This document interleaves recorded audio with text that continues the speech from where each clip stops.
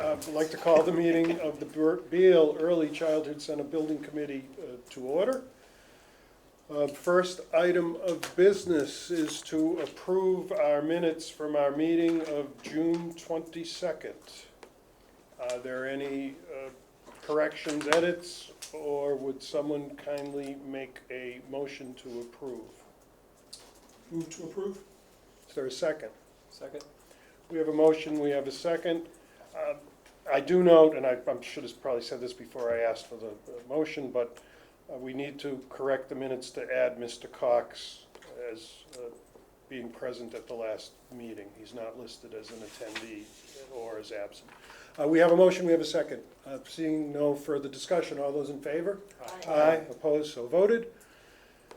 Next item is to project financial documentation review. So we have before us a series of invoices. And would someone kindly make a motion, well, unless there's some questions or discussion, would someone kindly make a motion to approve them? So move to approve the list of bill schedules and warrants on the agenda. Second. We have a motion, we have a second. Seeing no further discussion, all those in favor? Aye. Aye. Opposed? So voted. Takes us right up to item 4, reports. So could we first hear from owner's project manager, Walter? Absolutely. Good evening. I'll run through the project financials. I'm going to let Ryan handle the schedule and construction update since it's awesome news. So invoice and costs through June 2021, $72,187,075.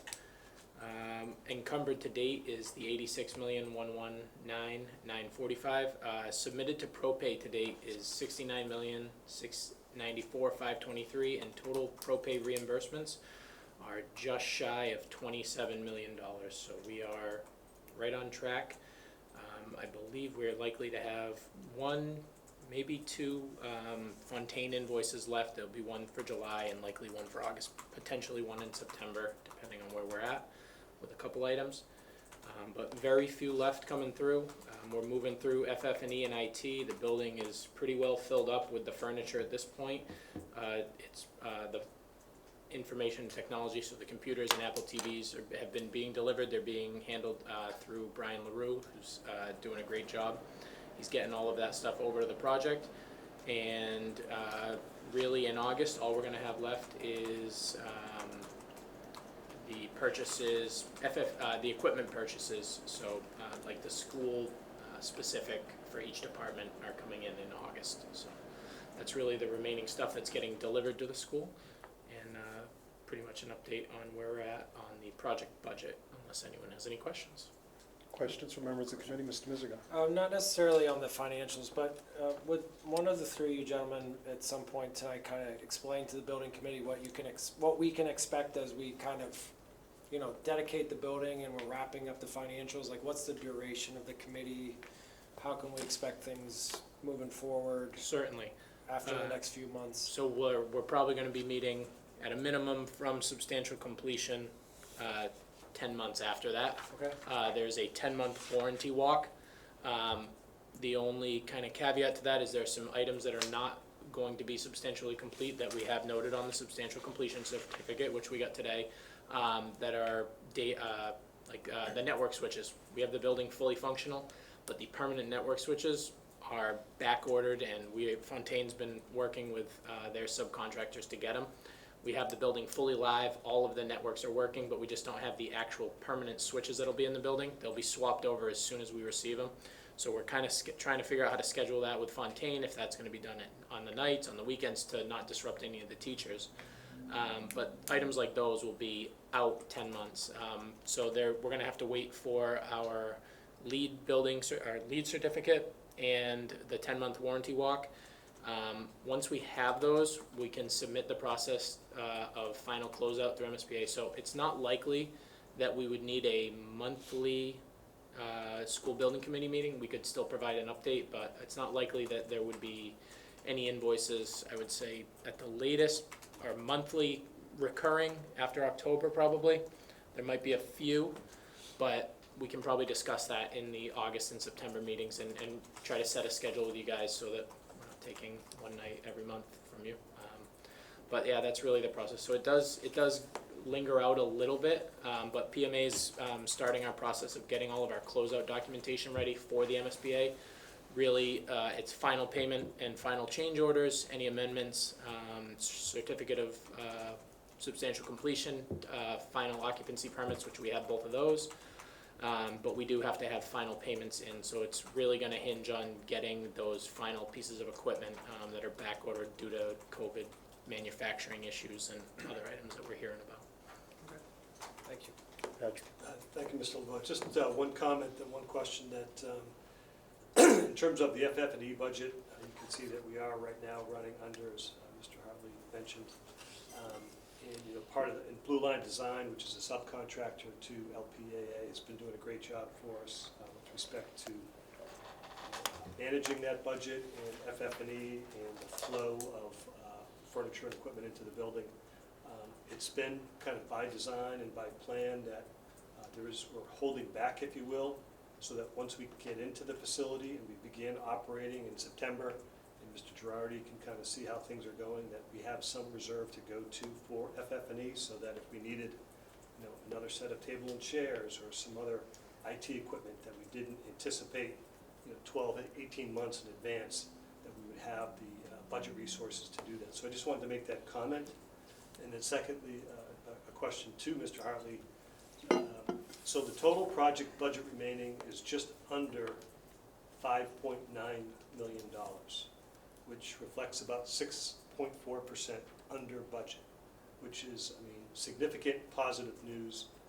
And my question is, you know, when do you think the building committee will know how much of that will persist as kind of the total project budget savings? It is gonna be a running target. We'll have the largest chunk of it when Fontaine's contract is complete, because then PMA and LPA can really, there's also monies within the architect's line items and the OPM's line items that'll remain unspent. So there's going to be savings on all three, the general contractor line, the architect and engineer, and OPM.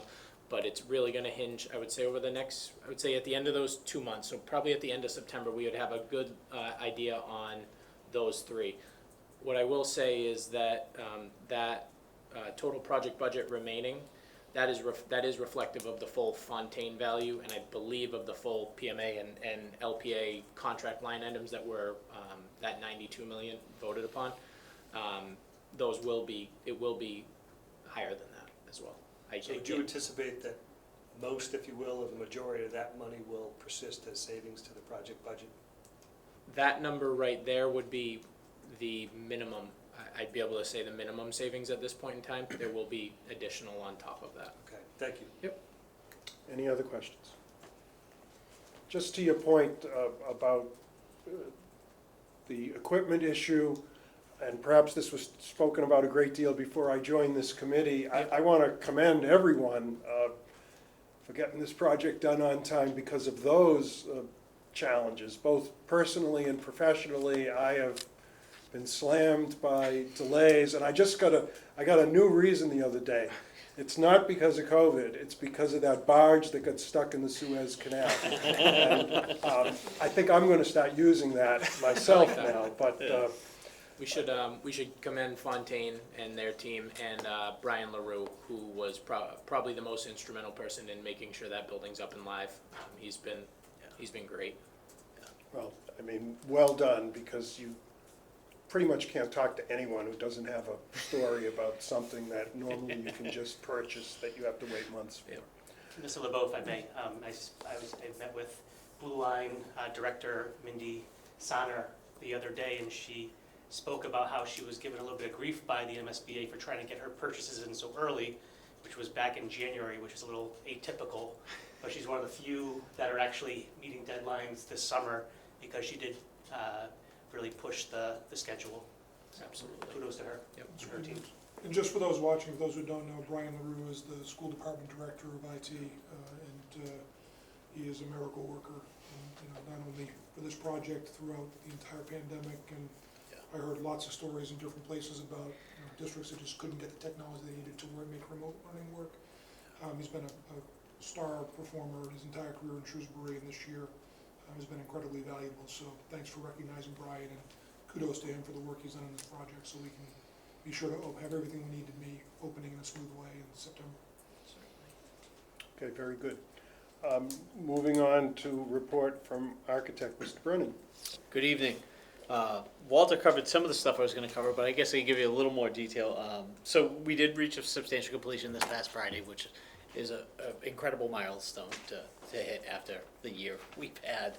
And I do want to commend the town on having, the infrastructure and commissions and in-house utilities has really eased that process. If Selco wasn't a part of this project, I think we would have seen major delays. We've seen that happen on other projects, and it's really been great to have those resources kind of at your beck and call to give this project the attention they need. As previously mentioned, Brian LaRue was fantastic on this job. To touch on some of the items that are being finished out, the mural panels, Peter Reynolds' large mural that's going throughout the entire school, we went out to the millwork shop on Monday out in Springfield to review the progress and see the laminates themselves. Just to kind of give you a sense of the quality, even the millwork shop president himself was quite impressed, even just by the material quality, never mind the artwork itself. So we were really, really impressed by what we saw. The time and effort he put in to make sure those files were the quality they needed to be for a production of that size, it really shines through. So we're very excited to see those go in, happy about the progress we've seen to date. It looks as though everything is going to hit the target dates we're looking to hit with all those murals getting in and on time. The other thing I wanted to mention, you may have noticed a lot of the finished paving had gone in. The final finished paving for Lake Street and the remainder of the site are going to start the second week of August and should wrap up that week, just to kind of give everyone else a sense of when that's going to go on. Beyond that, everything, all the site landscapes in, buildings buttoned up. We're working through punch list items as we speak, and if any items remain, we'll take care of those during off hours and everything else to reduce any impact on any of the occupants. So we're not looking for that, but just figured kind of report it at this time, because by the time we meet next time, it will be just before you guys start school. That's all I have. Any questions? Mr. Chairman, I just want to say, I don't even know if you saw it today, Sean, but I saw the Make Your Mark mural in person today on the site. So that was pretty cool to see. Yeah. And it really, it's like, I don't know, Chris, I don't know if you've seen it, but it looks just like it's amazing how it matches the old one. Yeah. Much newer and better shape, but Excited to see it. it was pretty neat to see that today. Yeah. So for those that might be watching and might not know what the Make Your Mark mural was, anyone that had the opportunity to be an occupant or have a child in the Beal Early Childhood Center on the second floor of that mural that's about 12 feet long, 4 feet high, that was done by Peter Reynolds in '05. We had a professional photographer take a picture of that and reproduced it on laminate. And yeah, I saw it at the millwork shop. It's impressive. It's cool to see. It would have been great to have the original come, but this is the next best thing, and you won't have to worry about upkeep. You can wash it with just regular detergent water and everything else. So thank you for saying that, though. Just a Yes, question, Mr. Wolf. Musica. So what is the timeline for the rest of the mural then? Will it like be in for the first day of school, and like what is that timeline? So I know that it'd be best for Fontaine to answer on this.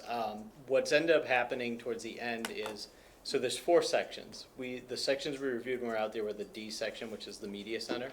As we know, the Make the Marks, and the other 3 sections, the laminates have been in production, and what ended up happening is they were supposed to be, the original deliverable date we were given was July 28th. That delivery date has slipped a week. But as I had mentioned when we talked about this one of the last times, was there's a lot of pre-work we can do to get these panels ready for to receive final install. And what that is there's a finished panel that goes on top of reveals. And as of right now, all those reveals were put in. So the last step we're at now is we've already been verifying field conditions for the actual sizes, so they can cut up the panels to get them to lay up the laminate. So once they have that in hand, they have some production time, but the actual install time has been significantly reduced down to probably just a few days, considering the efforts we put in to date now. I can't really, like I said, Olivia LaFontaine, first day of school, potentially, by dedication is the goal of what we're looking to hit. Be And the we're best looking way. to get confirmation of that. Fontaine's working with John Carlo and Interbuild to see if they can get confirmation. Okay, thank you. Moving on to a report from construction manager from Fontaine. I'm sorry, can you introduce yourself? Quick introduction. My name's Ryan DiPasquale. I've been working with Frank Pear throughout the construction process, but he was unable to make it tonight, so I'm just stepping in for him. Just to speak on the Make Your Mark, or not the Make Your Mark, the whole Peter Reynolds mural across the main lobby. We are working with both the fabricator and the installer. As soon as that material gets delivered to the fabricator, he's going to put as much effort into it as possible to get them onto site as soon as possible. Same with the installer. They're going to do everything they can to get it up as soon as possible. We fully expect at this time frame, even with the current schedule, that we will have it for the dedication, but we're pushing to get it done as soon as possible. And I believe pretty much everything was spoken on by both Walter and Sean on the current construction schedule. But we are just working to get everything wrapped up with the punch list stuff before the teachers come back or move in. And looking forward to get the last of the site work wrapped up. I know there's both the paving on Lake Street and the hill across the street, just as well as your final plantings and everything. So it's all coming together really well. Just reiterating the fact that we did get the substantial completion last Friday.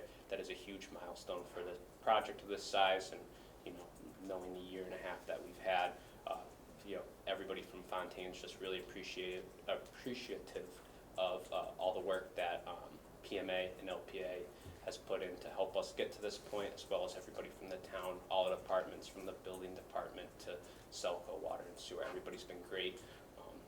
As both Sean and Walter reiterated, some projects you hear you have great difficulties with your municipalities, and this has not been one. Everybody's been super responsive, and we can't thank everyone in the town enough for that. So all in all, everything's looking really good. Excellent. Any questions for Fontaine? Maybe just a little bit more clarity about the occupants of the building, the staff and the students, us.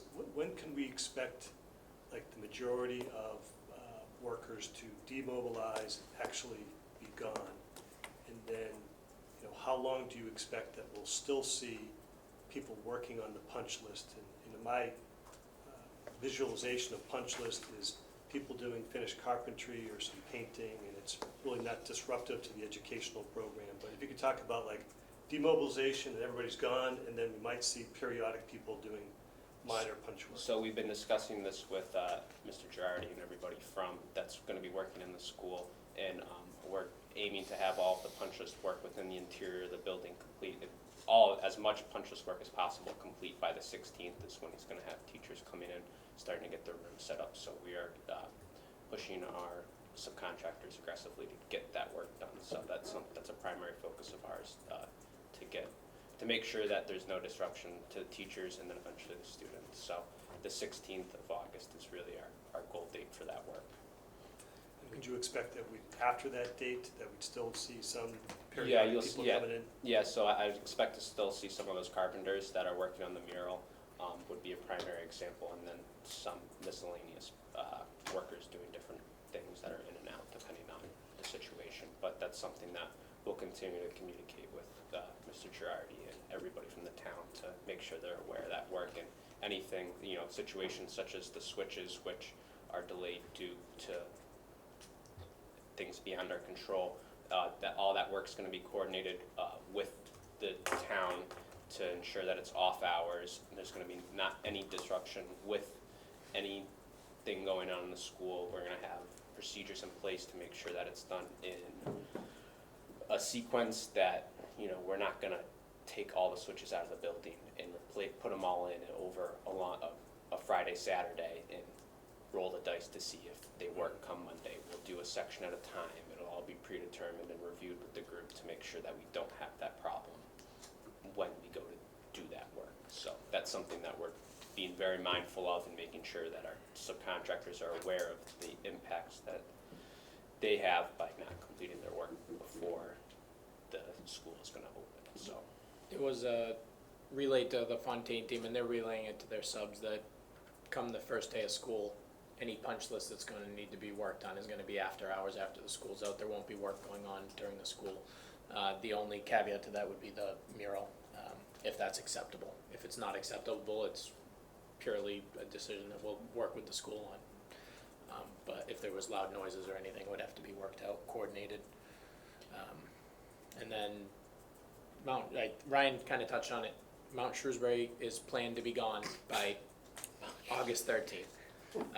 Fontaine's got T&M over there pushing the soil out. They're going to put loam on top of it and seed it, and their goal is to have that done by the 13th. So. Mr. Chair, just wanted to say thank you. In terms of trying to make this deadline, I happened to have a chance to stop by on Saturday, and I was happy to see carpenters there working in the lobby, some other folks around working on some of the landscaping piece and whatnot, so, appreciate that. You have people working on a weekend schedule in order to try to make these dates, because it's important for us to be able to get in there and do what we need to do to start the school year successfully, so thank you. Okay, thank you. And we couldn't pick a better time of year to seed that lawn. That's textbook. It's excellent. I don't think there's any other questions for Mr. DePasquale, so we'll move on to number 5, old business, review and discuss the dedication plaque. So, committee members, you may recall at our last meeting, we actually took action relative to the plaques. Subsequent to that, there was a little more conversation going on about at least one of them, about school committee members and folks who served on the school committee during the construction progress, but not necessarily when we dedicate the building. So, Mr. Mizagar, I know in the minutes of our last meeting, we have a series of slides, and I admit I'm confused. Are these the final slides, or? Oh, it has. That is not. Okay. So, can you help me out here? Sure. So what we had discussed is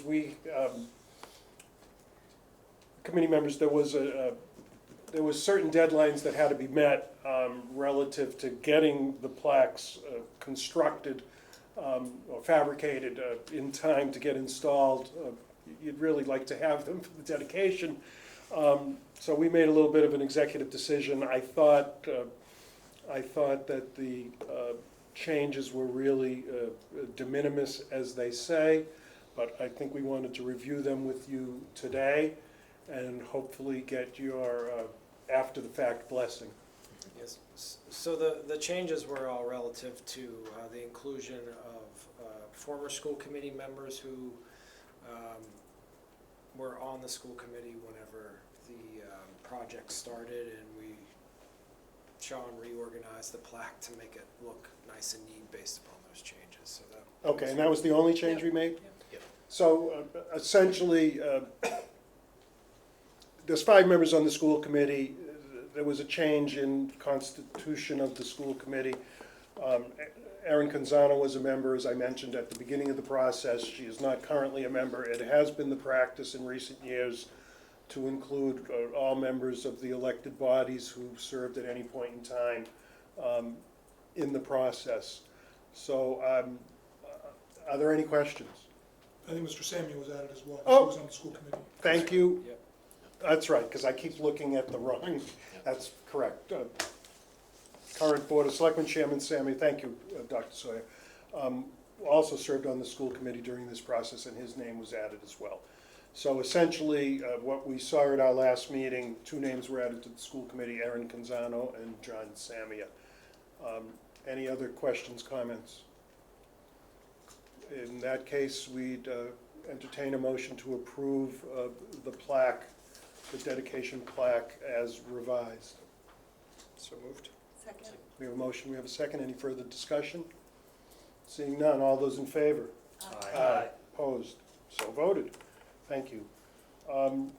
Takes us right up to item 6. Our next meeting will be Tuesday, August 24th, likely in this room at 6 PM. And unless anyone has anything else to bring to the board's attention, we'd entertain a motion to adjourn. So moved. Second. We have a motion, we have a second. Seeing no further discussion, all those in favor? Aye. Opposed, so voted. We're adjourned. Thank you all.